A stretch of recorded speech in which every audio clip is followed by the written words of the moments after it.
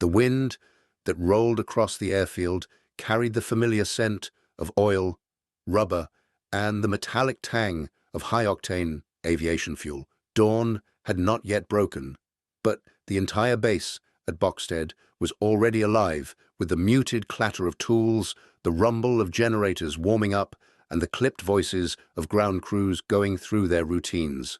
The thin, morning fog clung to the rows of P-47 Thunderbolts like a shroud, making them look more like sleeping giants of hammered steel than machines meant to claw their way into a sky filled with fire.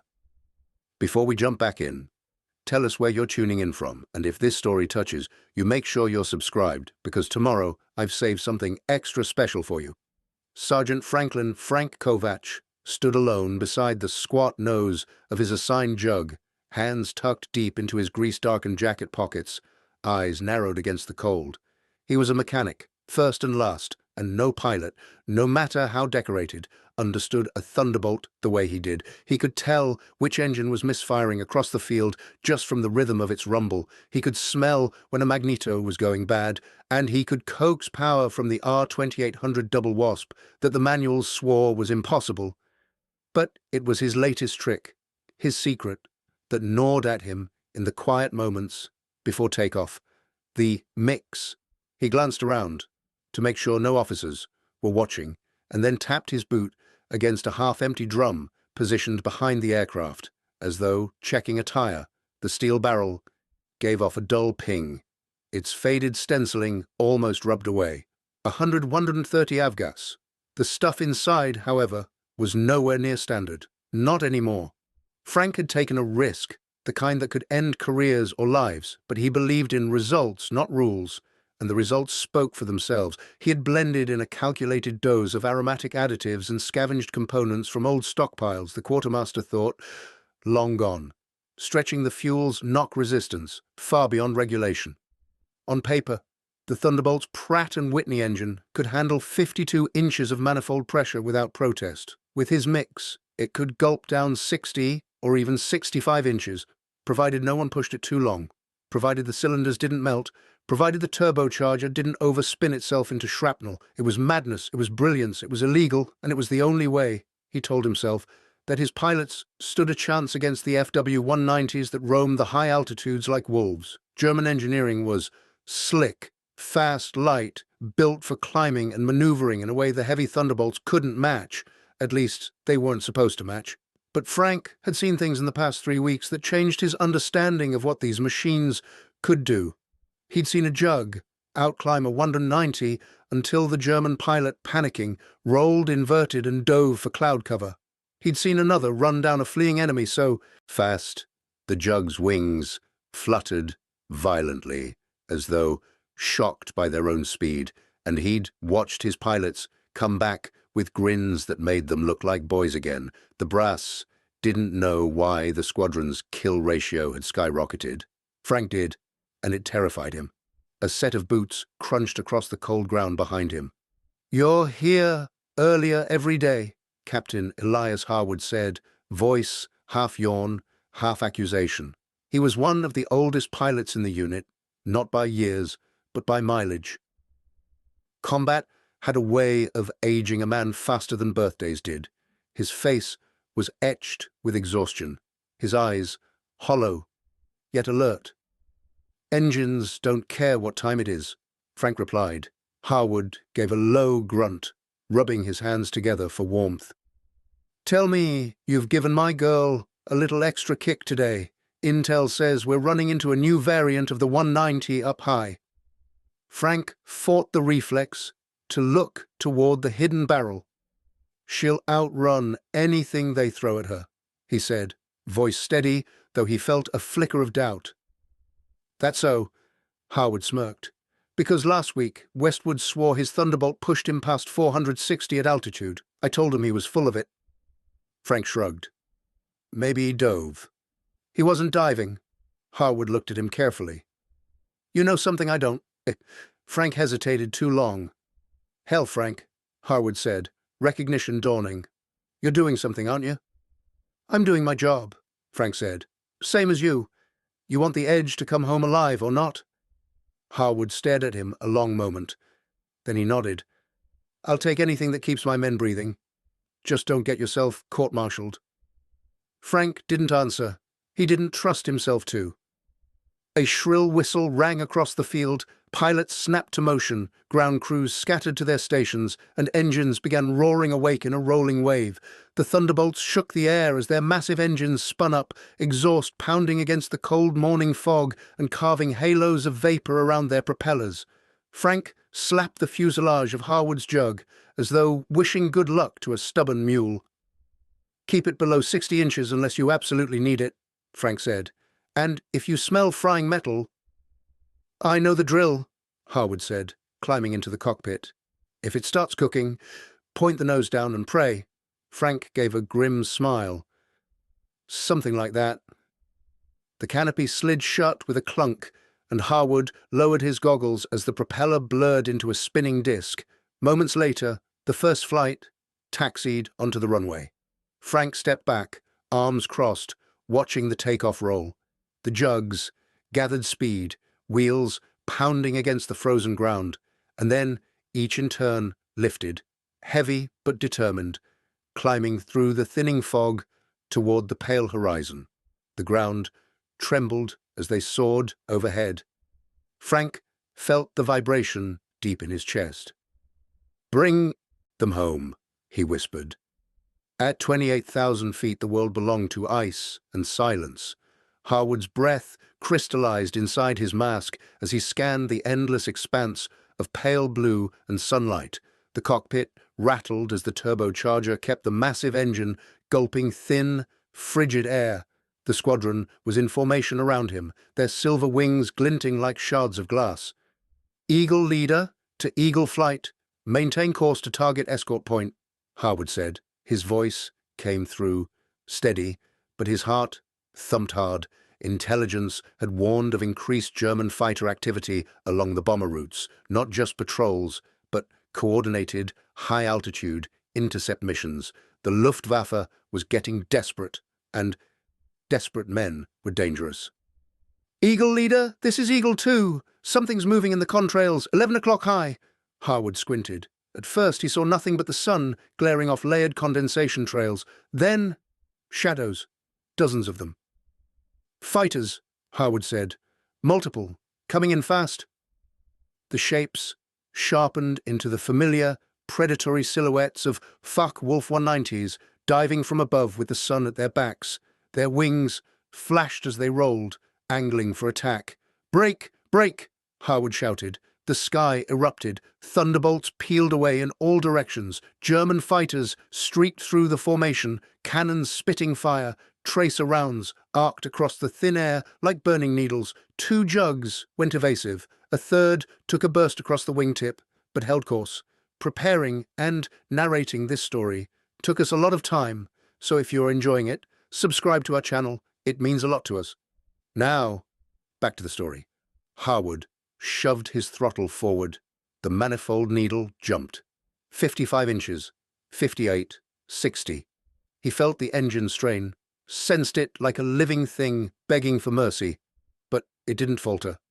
Instead, it roared, deep and furious, shaking the frame around him. A 190 slashed downward across his nose. Harwood snapped after it. The German pilot must have expected the jug to fall behind.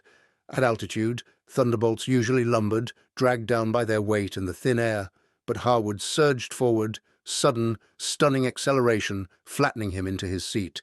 He was gaining. The 190 pilot glanced back, visibly startled. Harwood grinned fiercely behind his mask. "Got you."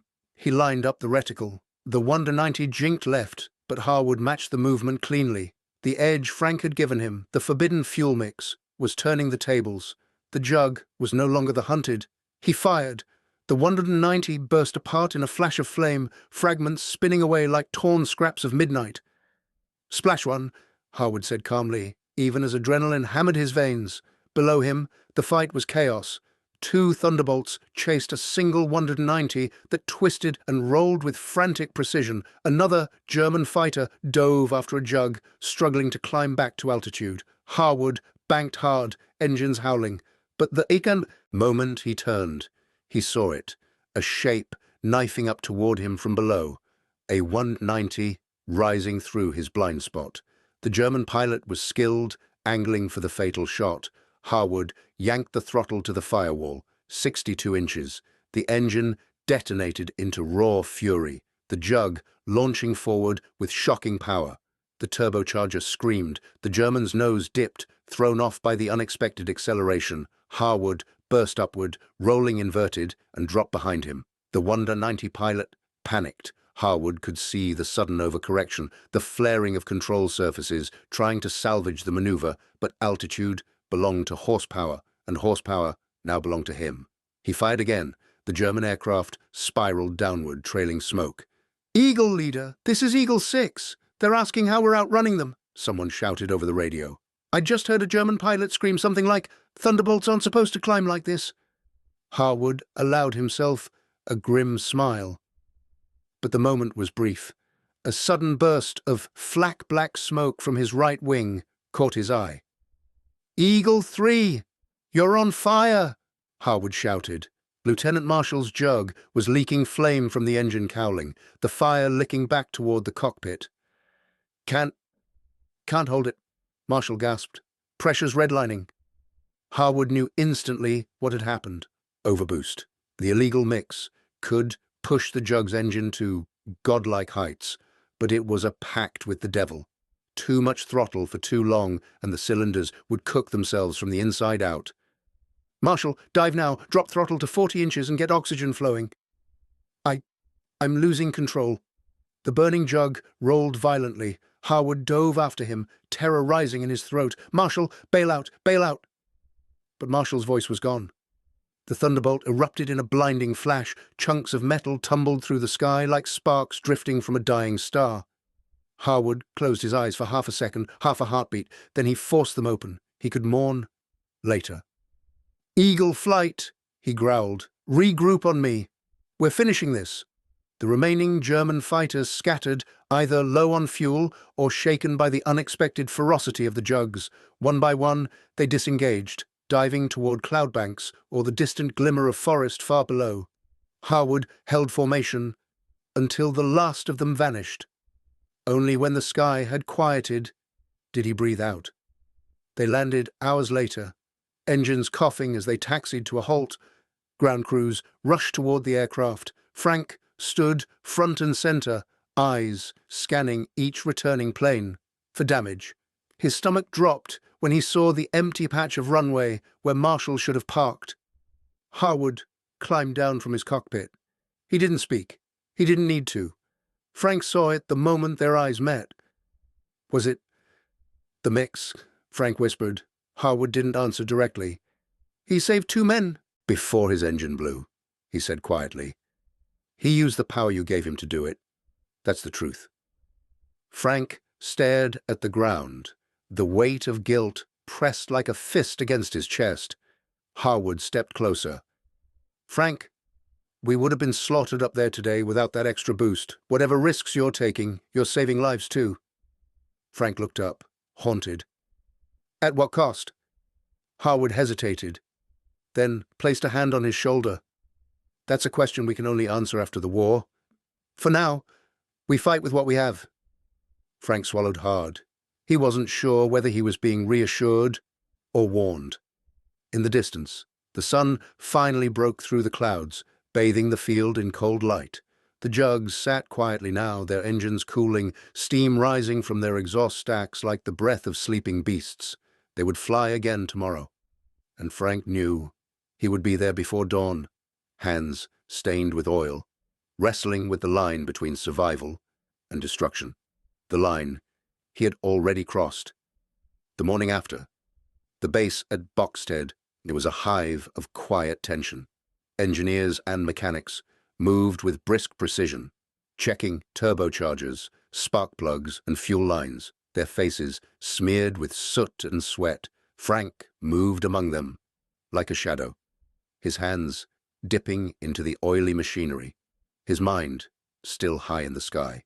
The smell of burnt rubber lingered from the previous day's scramble, a faint reminder of engines pushed to their limits. Harwood approached him, hands stuffed into his flight jacket. "Frank," he said, voice low. "The brass wants an explanation. They noticed the climb rates. The speed's at 28,000. They're talking about formal evaluations." Frank clenched his jaw. "There's nothing to explain," he said, though even to himself it sounded hollow. "It's standard procedure, just optimizing the mix for engine efficiency." Harwood smirked knowingly. "Sure, that's one way to put it. But they're smart. They'll know when it's illegal. And if they figure out it's your doing—" Frank didn't finish the thought. He didn't need to.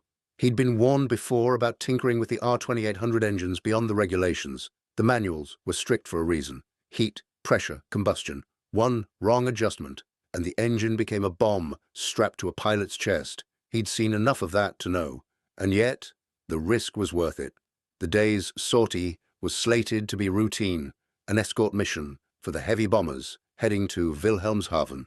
American intelligence had reported increased Luftwaffe activity over northern Germany. High-altitude interceptors were on patrol, and Frank's modified jugs would be tested to the limit.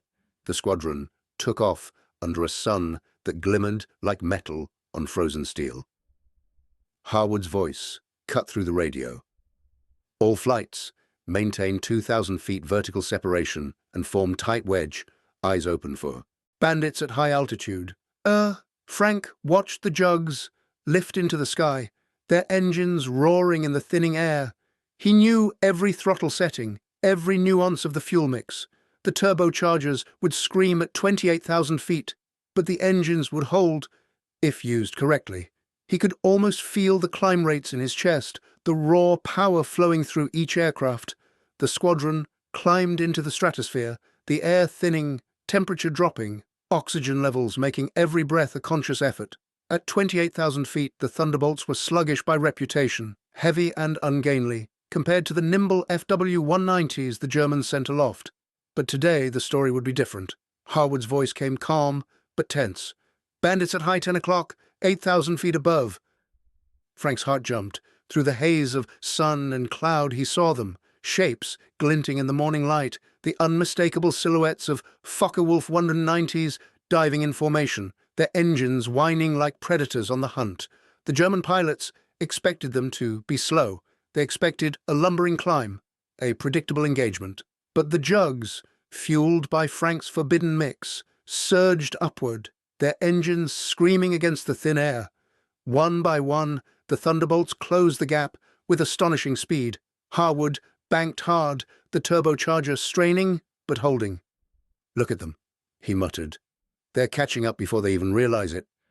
The first 190 came in, fast, rolling sharply, expecting to find weak prey. Harwood met it head-on.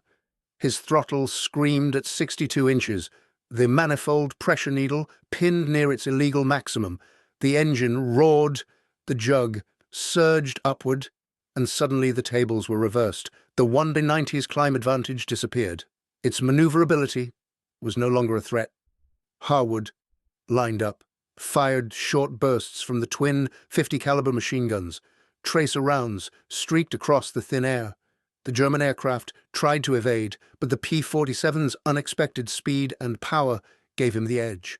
Smoke trailed from the 190's wing, and then it rolled, spiraling downward. Over the next 15 minutes, the squadron engaged in a ballet of controlled chaos. Jugs that should have been outclassed at these altitudes now outmaneuvered their enemies in bursts of raw power. The Germans began to realize something unnatural was happening. One pilot radioed back in disbelief. "These Thunderbolts! They're climbing! They shouldn't be climbing like that."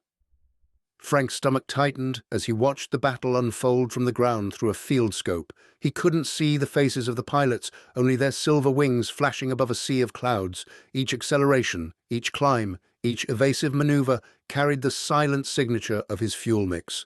By mid-morning, the Luftwaffe's initial assault had been broken. Several 190s lay smoking in descent. A few managed to disengage into the cloud cover. The American bombers, once vulnerable at these altitudes, now had a shield of jugs above them, driving off attackers that would have otherwise struck unchallenged.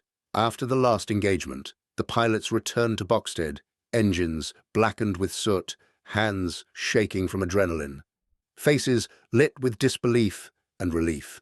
Harwood's eyes met Frank's as he climbed down from his cockpit. "You did it," Harwood said simply. Frank's hands trembled slightly as he wiped them on a rag. "I didn't. I just—" He stopped. There was no way to explain it without admitting his violation of protocol, his breach of every regulation the Air Force valued. And yet, the results were undeniable. The pilots had survived against all expectations. The Jugs had outrun FW-190s at altitudes where they were supposed to be inferior. In the briefing room later that day, Major General Spence studied the sortie reports with a mix of skepticism and awe.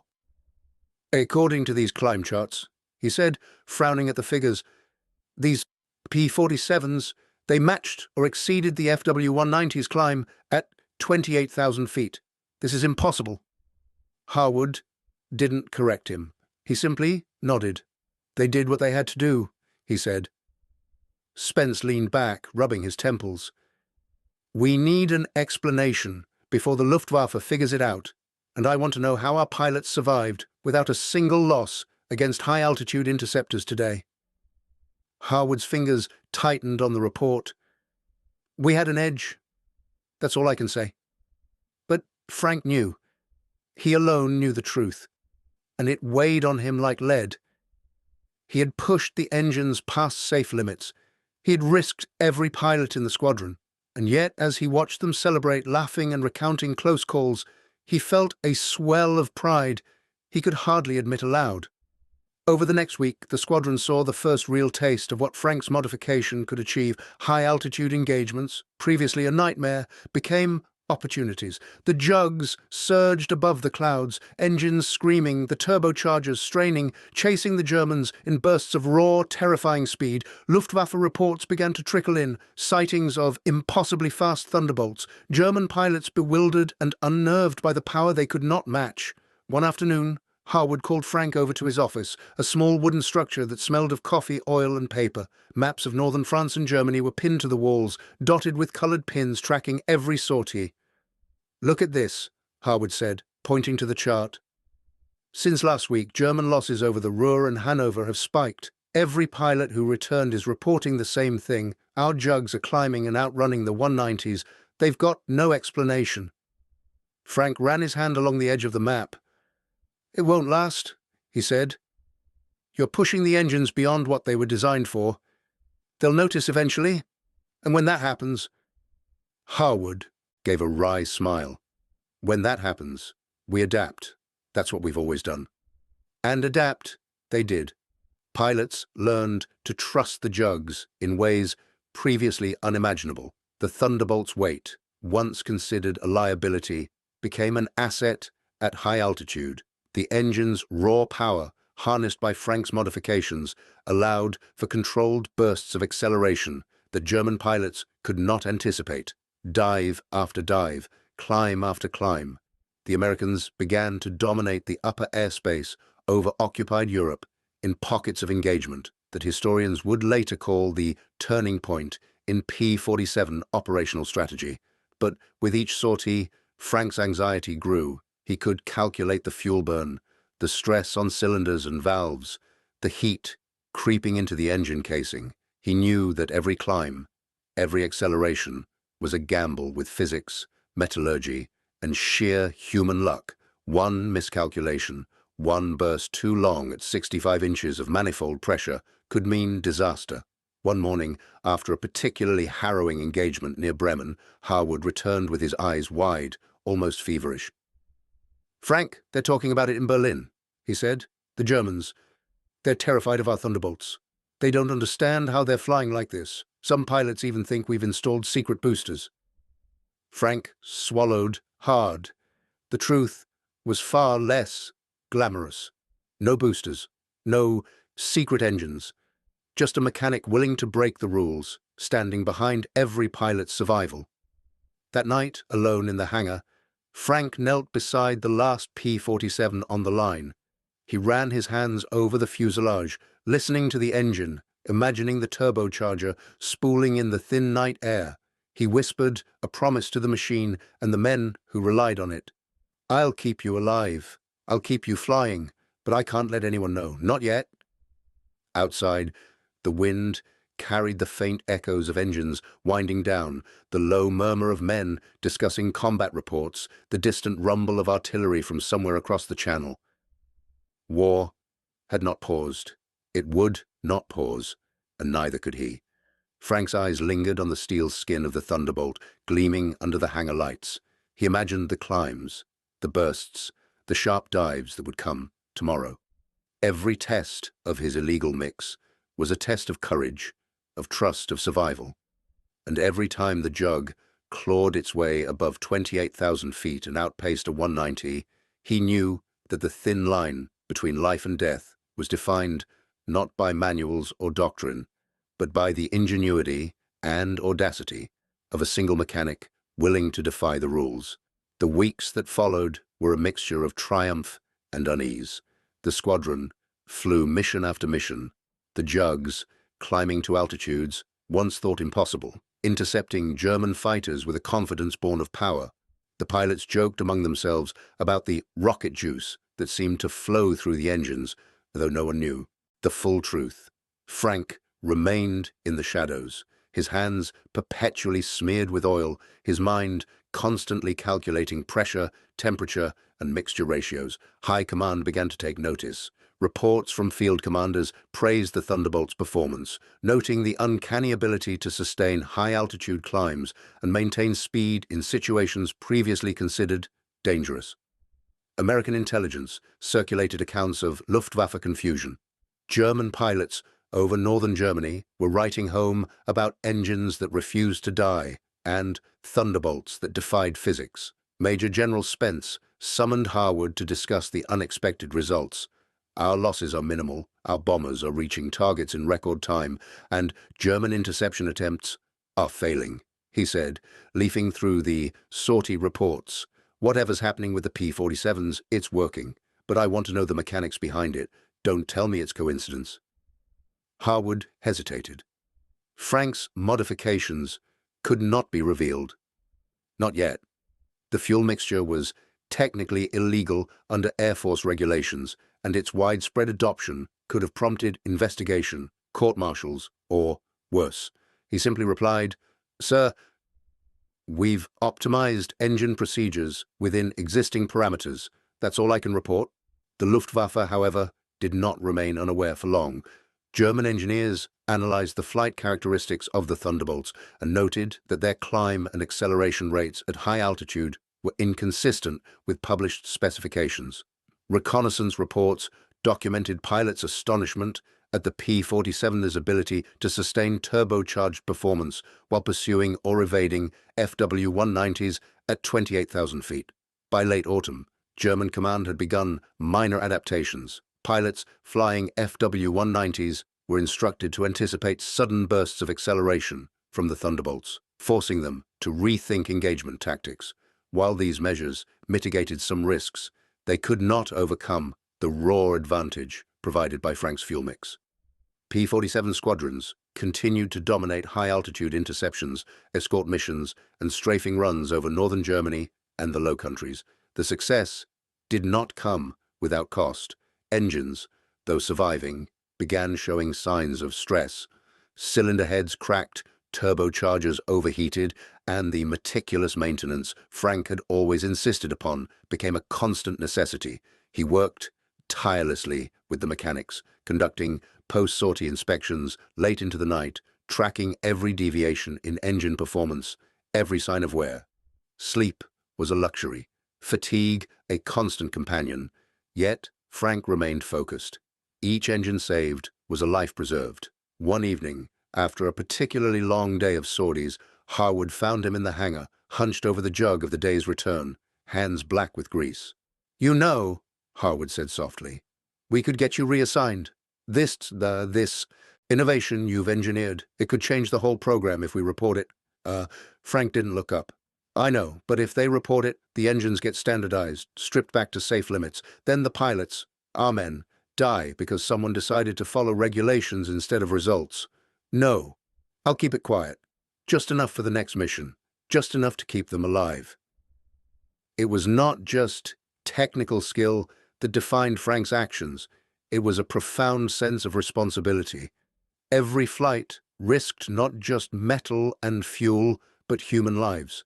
His illegal fuel mix was more than an experiment. It was a shield against the overwhelming firepower and experience of the Luftwaffe. By winter, the strategic impact became undeniable. P-47 squadrons, particularly those in 8 Fighter Command, reported markedly higher bomber survival rates. Deep penetration raids into Germany faced fewer losses, and the psychological effect on both American and German pilots was significant. Luftwaffe morale began to waver as stories circulated of Thunderbolts performing feats impossible under normal engine specifications. One December mission, a bombing run over the industrial complexes near Hamburg, saw Frank's modifications tested to extremes. The squadron reached altitudes above 29,000 feet, where the air was nearly freezing and oxygen masks became essential. German interceptors attempted to ambush the formation, diving from higher altitudes to exploit perceived weaknesses. The engagement was brutal. FW-190s streaked downward, machine guns spitting fire, while P-47s countered with the steady hum of turbocharged engines. Thanks to Frank's blend, the Thunderbolts could accelerate rapidly, matching the FW-190's dive speed and leveling off at altitudes where German fighters had previously held the advantage. Pilots marveled at the aircraft's responsiveness, noting in flight logs the impossible climb and unprecedented acceleration. At the mission debriefing, Harwood reviewed the results. "We lost 2 aircraft to flak," he reported, "but no air-to-air losses. Bombers report minimal damage. The Germans, they couldn't keep up." The squadron's success began attracting the attention of higher-ranking officers beyond the theater. Briefings at the Pentagon and in London hinted at discussions over expanding the Thunderbolt program, modifying fuel procedures, and possibly introducing similar adjustments to other turbocharged aircraft. Yet, Frank remained a quiet figure behind the curtain, his contribution unspoken, almost anonymous. Even the pilots, while aware of the Jug's newfound capabilities, attributed the performance gains to meticulous maintenance and careful throttle management, never suspecting the specific role of Frank's unauthorized fuel mix. He allowed them this illusion. It protected him, the aircraft, and, indirectly, the integrity of the unit's operations. By early 1945, the Thunderbolts had become indispensable in the air war over Germany. High-altitude escort missions and interception of jet-propelled Me-262 reconnaissance aircraft demanded maximum performance, and Frank's work ensured that P-47 squadrons could meet the challenge. The success was quantifiable. Bomber losses dropped significantly, air superiority missions achieved higher engagement success rates, and Luftwaffe claims of downed aircraft increasingly failed to match reality. Yet, Frank never rested. Each night, alone in the hangar, he meticulously recorded engine temperatures, manifold pressures, and fuel usage. He calculated risks for the next sortie, aware that each climb, each acceleration at 28,000 feet pushed the boundaries of what the R-2800 engines could withstand. In his journals, he wrote of the tension between innovation and regulation, the delicate balance between survival and the law, and the ethical calculus that dictated every decision. His work did not go unnoticed entirely. In March 1945, Harwood quietly recommended him for recognition within the engineering corps.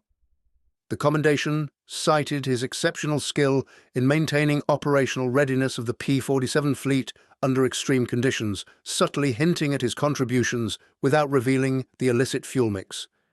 Frank accepted the recognition with a nod, knowing the real victory was not personal accolades, but the lives saved and missions accomplished.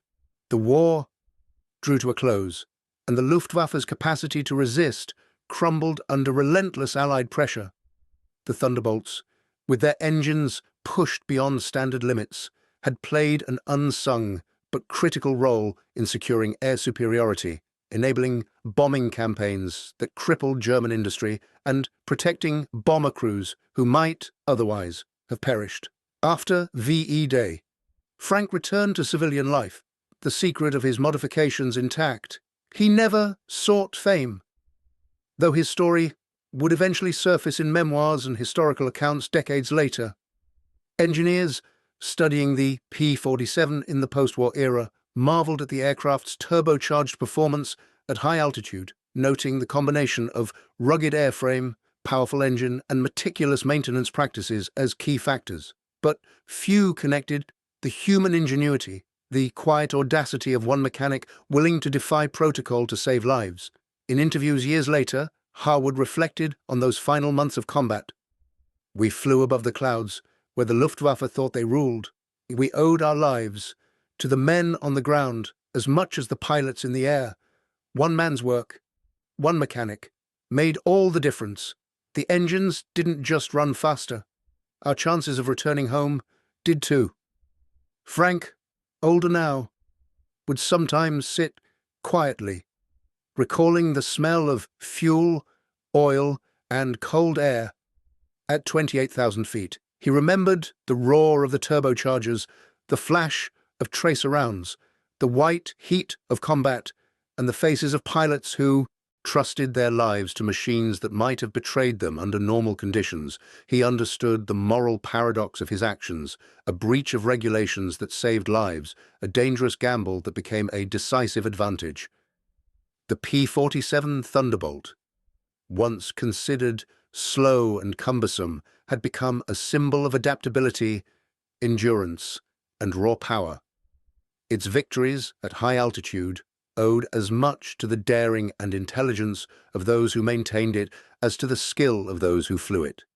And in that story, the quiet genius of one man's illegal fuel mix, his unwavering commitment to precision and survival, stood at the heart of a larger narrative about courage, innovation, and the unforeseen ways individual initiative can alter the course of history.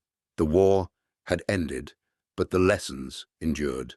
Engineers and pilots would study the P-47's high-altitude performance for decades, drawing insights that informed the design of future fighters and turbocharged aircraft. And though Frank's secret remained largely unknown, his legacy was embedded in every flight, every engine spool, every climb that reached where others thought it impossible.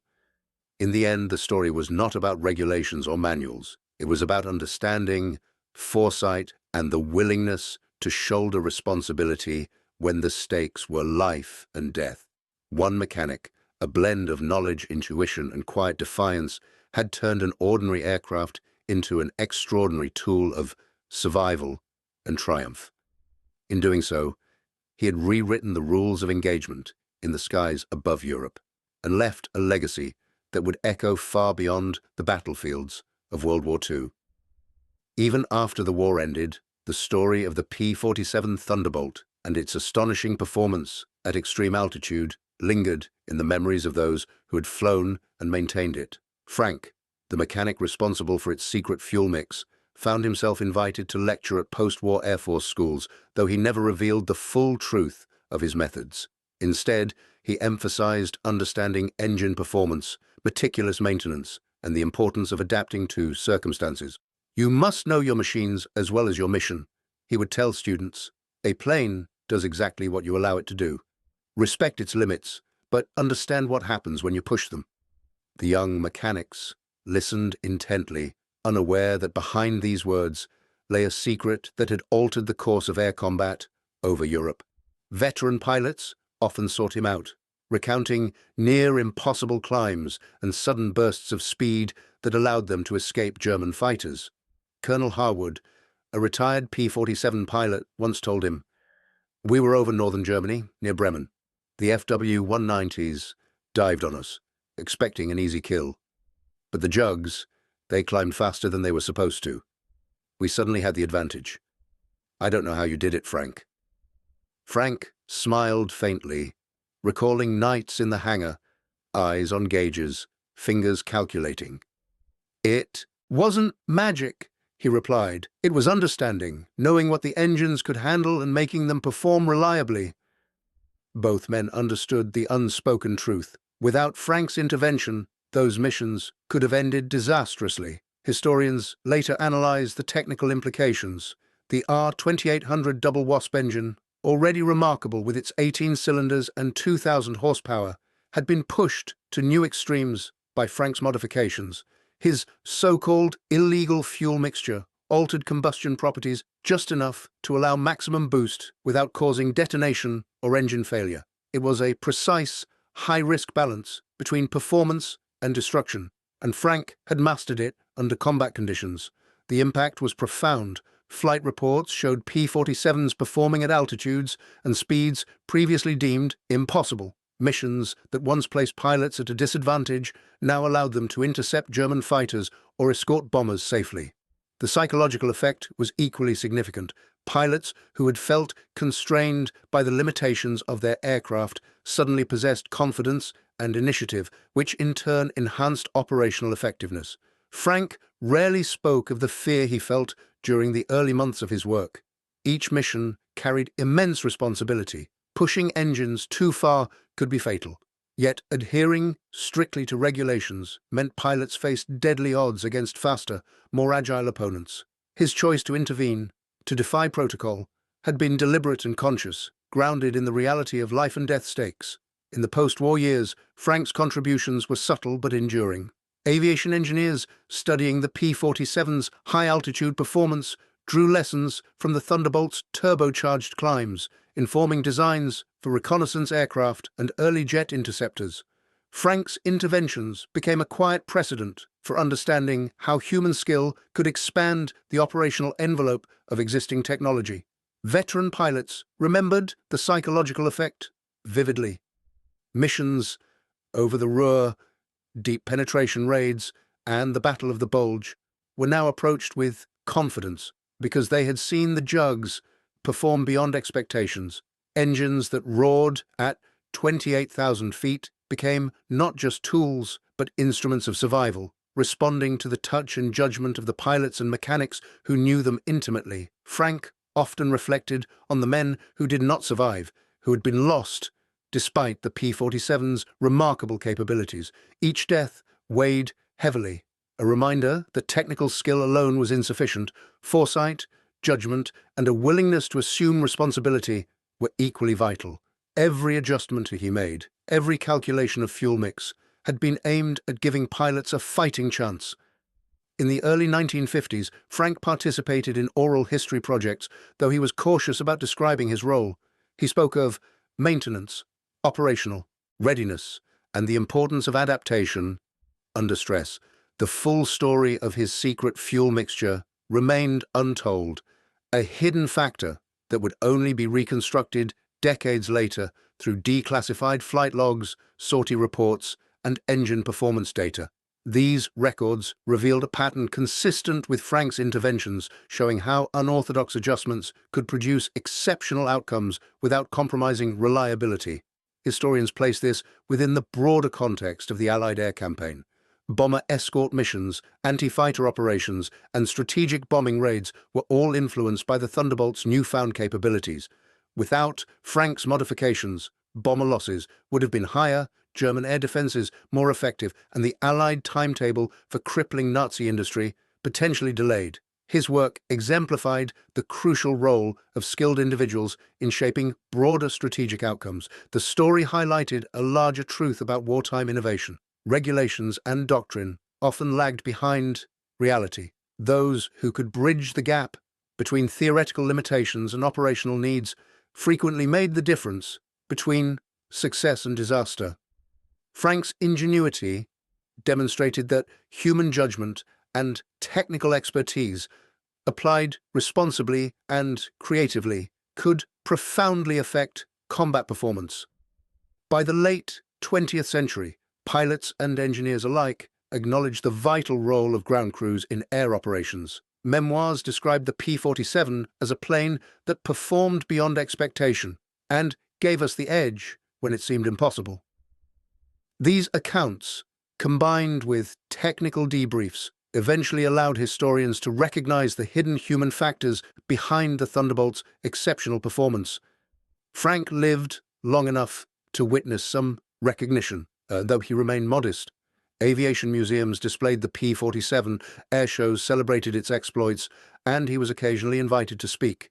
He never claimed to have broken rules or performed secret experiments. Instead, he emphasized understanding engines, maintaining them meticulously, and assuming ethical responsibility for the lives of those in the cockpit. He often reflected on the paradox of his wartime experience. A technically illegal adjustment, executed in secrecy, had become decisive in the air war over Europe. The engines at 28,000 feet were more than machines. They were extensions of human judgment, courage, and ingenuity. Each climb, each acceleration, each successful interception was a testament to invisible hands shaping history. Frank also understood the moral complexity of his actions, bending rules to save lives, risking censure to protect pilots, and carrying responsibilities that few would ever see or appreciate. Yet, the results spoke for themselves. The Thunderbolts outperformed enemy fighters at high altitudes, bomber losses decreased, and pilots gained confidence that allowed them to take greater initiative and achieve mission objectives. When he passed away, those who knew the full story remembered him as a quiet hero, not one celebrated in parades or medals, but a man whose skill, judgment, and courage had directly influenced the survival of countless pilots and the success of critical air operations. Museums would display the P-47. History books would recount its exploits, and the world would marvel at its power. But few would know the precise role of the mechanic who coaxed its engines to new heights, who calculated fuel mixtures by night, and who silently ensured that ordinary pilots could perform extraordinary feats. The Thunderbolt story at 28,000 feet became a testament to human ingenuity, responsibility, and courage. It demonstrated that history is shaped not only by generals and official doctrine, but also by the decisions of individuals who understand machinery, anticipate danger, and take calculated risks for the benefit of others. Frank's secret fuel mix, though illegal at the time, had transformed aerial combat, leaving a legacy that endured long after the war ended.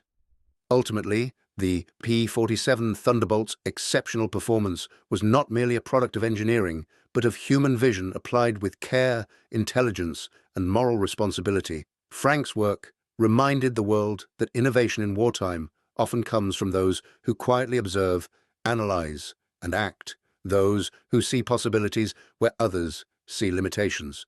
The pilots who soared above Europe owed their lives and countless Allied victories to his unseen hand. Even decades later, as historians and engineers analyzed flight data, reconstructed combat reports, and traced the success of bomber escort missions, the lesson remained clear. Sometimes a single individual, working quietly and creatively within a rigid system, can alter the course of history. And in the case of the Thunderbolt, that individual had been Frank, the mechanic whose understanding of engines, fuel, and human ingenuity had made the impossible routine, and whose legacy soared as high as the P-47 itself. Up next, you've got two more standout stories right on your screen. If this one hit the mark, you won't want to pass these up. Just click and check them out. And don't forget to subscribe and turn on the notification bell so you don't miss any upload from us.